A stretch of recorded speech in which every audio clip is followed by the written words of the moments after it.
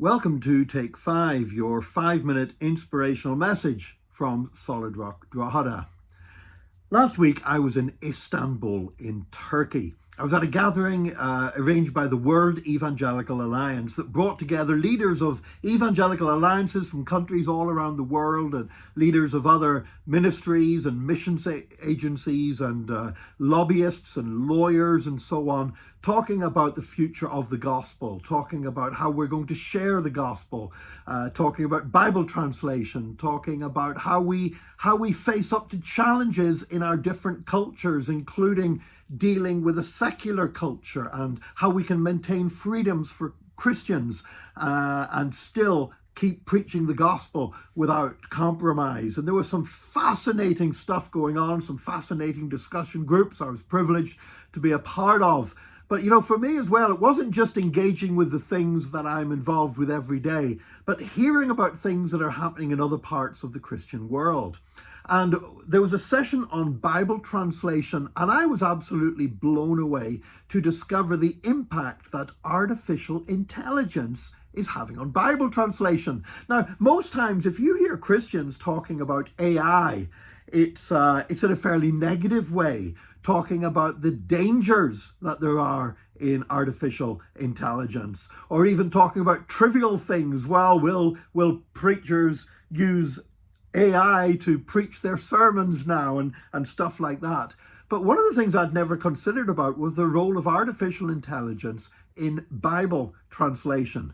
There are over 7,000 languages in the world, and the Bible's been translated into 700 of those, but there's so many more languages that still need the scripture. People still need the scripture in their own language. And it's been a painstaking process trying to get that to them. But what we're discovering now with AI, it dramatically increases the ability to translate from one language into another. It's one of the most useful applications of AI. Now, I've already seen something of this already. On my cell phone, I have a little app called Duolingo, which is a language app. And I've been using that now for a couple of years now, and I've done completed the French course and the Italian course, and I'm firing away speaking Spanish. Estoy hablando español, and so I've got used to this Duolingo. But recently, there's been like a new enhancement to it that you can use a version that taps into AI, and you're suddenly having these conversations with a computer.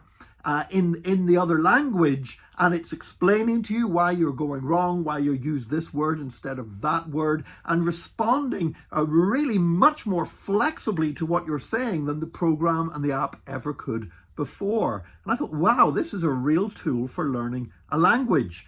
But it's also a great tool for translating something from one language into another. And apparently what is happening now is that ordinary groups of people, Christians in cultures where they have no Bible in their own language, are now able, rather than have to go to a seminary somewhere and work with really professional linguistics people, there are now AI programs that they can sit down with in a local church and start developing and producing their own translation of the Bible in their own language. Still a lot of hard work involved, but much, much faster and effective than our previous methods of Bible translation.